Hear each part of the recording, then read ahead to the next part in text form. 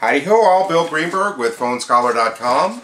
Today is Thursday, June 3rd, and it is review day here at PhoneScholar.com.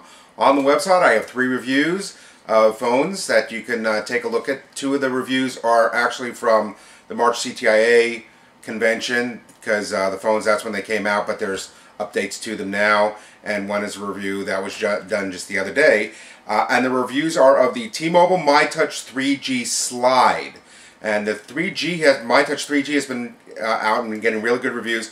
Well, now you have the Slide, which basically slides open and gives you a full QWERTY keyboard. So for those of you that don't like just the touch screens, it has the QWERTY keyboard on there also, which is great. The Motorola i1, which I saw this at CTIA and it just absolutely blew me away. I never figured it's the first walkie-talkie phone, Android phone, for Sprint Nextel, and now it's come out on Boost. And for those of you that are trying to get to the prepaid and not having to deal with the contracts, great alternative to go through Boost. It is a spectacular phone. I got to play with it at CTIA. Again, I was blown away because I honestly, and I told Motorola, I never figured to see an IDEN phone, which is the network that Nextel is on, in an Android format. So it's terrific. If you have that service or you're looking to go to it, it works tremendously. So check that out.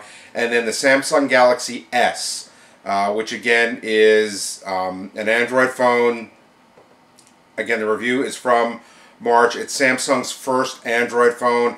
It's being launched in Europe, I think tomorrow, in France, and I think the UK it said, and then it's going to be in the US a little later on in the summer. Now the review is a real quick one, just shows a few things. Hopefully when it comes out for the US we'll have a better video review of that. So check that out. It does have the Samsung exclusive, the proprietary Super AMO LED display, and the advantage to that is it's much less reflective than the other phones, so it's easier to see the screen. And it does have a 4-inch screen. To give you a comparison, the iPhone has a 3.5-inch screen. It looks like, as he said in the review, the 4-inch screen looks like it's kind of the way it's going, because the EVO and a couple other screens are even coming out are coming out of 4.3 screens. So you're going to kind of see this. It doesn't seem, and especially in America, being in the cell phone industry for a long time, I noticed in America that we don't like small phones. The small phones that came out, LG had a phone that was literally like this big at one point. It never sold. So going to the little bigger screen, I don't think people are going to have a problem with that. The other article I have in there is Thrifty Wi-Fi That Travels With You. And in the article it shows a bunch of different Wi-Fi modems that you can take with you to create Wi-Fi spots for yourself if you don't have a spot.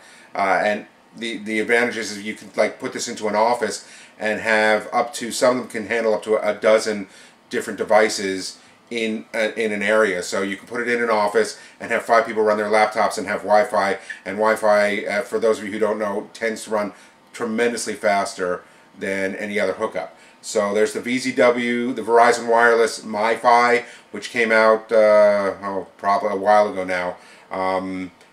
$30 with a 2-year contract. Sprint's actually offering the MiFi right now for free with a mail-in rebate. And again, that's with a 2-year contract. Sprint also has the Overdrive, which is their 3G, 4G Wi-Fi spot. Of course, if you're not in an area with 4G, then you're not going to get that. But that's $50. And again, if you're not in a 4G area, then you can still use it for 3G. Clearwire has the Clear Spot, which is also $50. It's also a 3G, 4G thing, but it does require a USB modem to work. So it has to be hooked up to something else. And you can actually lease a USB modem from them for $3.99 a month. Or again, if you're putting it in an office where you already have that, that's not an issue. And then Cradlepoint, the PHS 300, which is $100 through Amazon. That also needs a USB modem for hookup. There's a couple other things on there. There's a website where you can possibly turn your old phone, because you can also use some phones.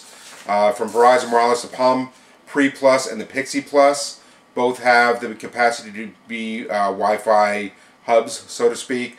The only drawback with those is when you use them in Wi-Fi, it drains the battery tremendously, and it gets expensive because you have to pay for the phone, the voice plan, the data plan, and on top of that, the Wi-Fi plan. So it gets a little bit expensive doing that.